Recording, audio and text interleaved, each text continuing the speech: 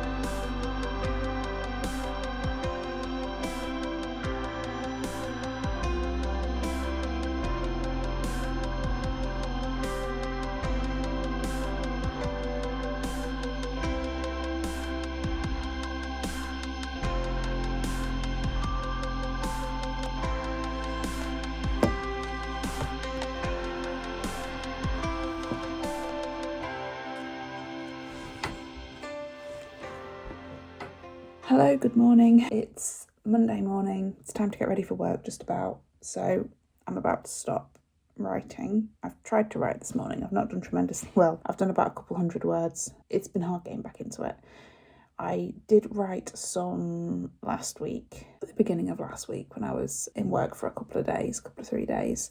I did get a little bit of writing done Monday, Tuesday, but I haven't really looked at it since then. And it's just sort of slowly getting back into it, which is always hard after a longish break. But progress is progress.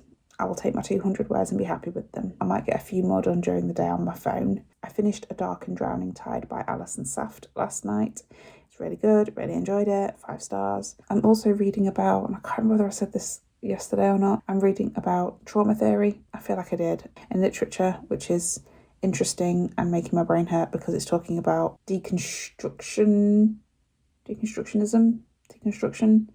which is a literary theory connected to structuralism and post-structuralism, which is something I really struggled to get my head around at university in my literary theory module, the one that I did. It's looking at the text in isolation, so it's not thinking about the cultural context around the text, it's not thinking about the author, it's just looking at the words, the text, there's stuff to do with signifiers and signified, and it really confused me. So I'm trying to understand this trauma theory, which makes a lot more sense than when it was talking about deconstruction, but trauma theory was founded,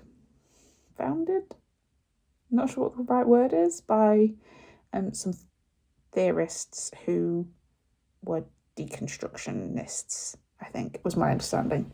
So it kind of stems from that. And other than that, I've just got to get through the week. I don't want to go to work, unsurprisingly. It's also really very cold. I'm currently at 76,000 words, which I think I've said a few times. So I'm now at 76,300 words. Yes, maybe I've written actually close to 300 words. So that's not bad for the morning, I don't think.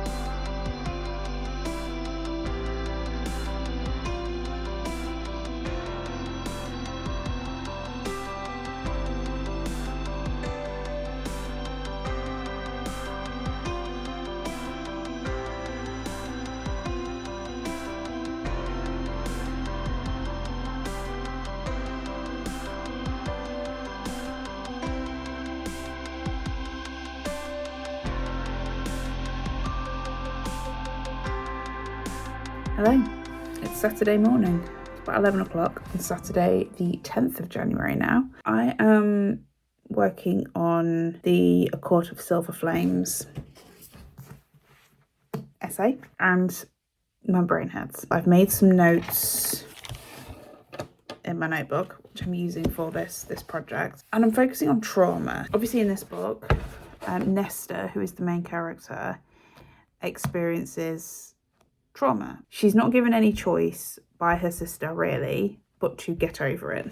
It's done in a nicer way than that, but basically Feyre, who was the main character in the main ACOTAR trilogy, is obviously like a side character in this book because this is Nesta's story. So Feyre basically says, get over it.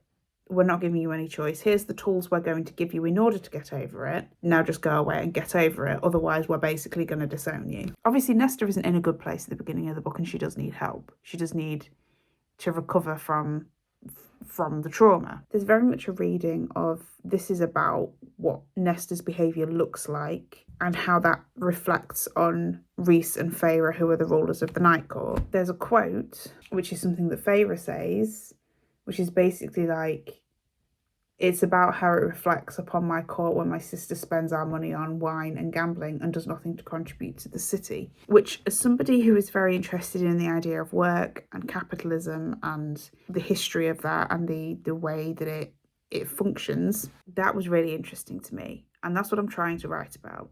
It's a whole ramble and a whole thing. But basically there's a reading of this book.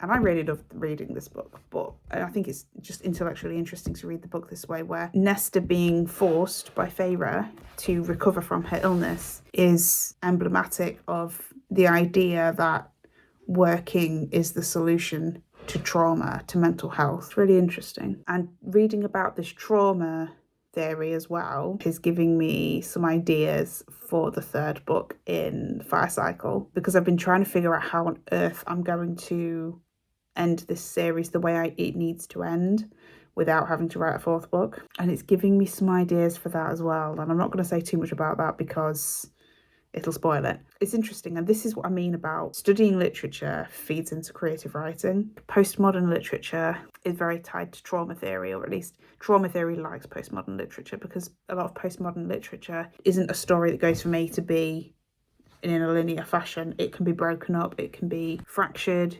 It's a bit weird. I don't particularly like postmodern literature because of this. I find it hard to follow, and a lot of it's hard to understand, and a lot of it goes over most people's heads, and I'm not a fan. But that's beside the point, really. So yeah, so that's what I'm working on. That's what I'm doing. I'm trying to get this done this morning so I can write on book 2 this afternoon. I'm nearly at the end. I'm at 79,000 words now. We're getting there. So I'm going to go back to writing this essay and then hopefully do some creative writing this afternoon.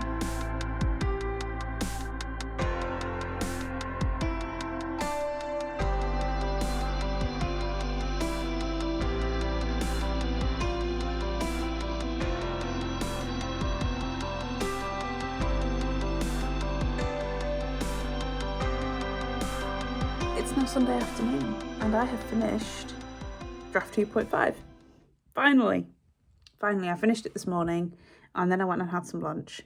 And now I'm editing this vlog, hopefully to go up today. I'm very excited that I finished draft 2.5. I have been working on this draft since September, I worked out. So it's taken me 4 months to do this draft. It's twice as long as it should have taken me, considering I wasn't writing the whole thing from scratch. So it just feels like it's been going on forever. I feel like I've been on draft 2.5 forever. The end has been written. I've made some notes about a few of the things that I know need to change in draft 3 before it goes to the editor in February. I'm going to do a read through of it at some point over the next week. I think that's the end of this vlog. I'm just editing this afternoon. I need to edit the video to go up on Tuesday as well, which is a essay in my TBR project on 2001: A Space Odyssey. I need to get that posted on Substack. That should have gone up yesterday and it just hasn't yet. I need to get much better about actually posting it when it's supposed to go up. As I said, I'm going to end the vlog here. There should be another one next week, but never any guarantees. Depends how much footage I get during the week, what happens during the week, all the rest of it. Anything that I've mentioned in the video will be linked down below, including a link to my book, Fire Witch. And other than that, if you did like the video, hit like. And if you want to see more, subscribe, and I will see you next time with another video.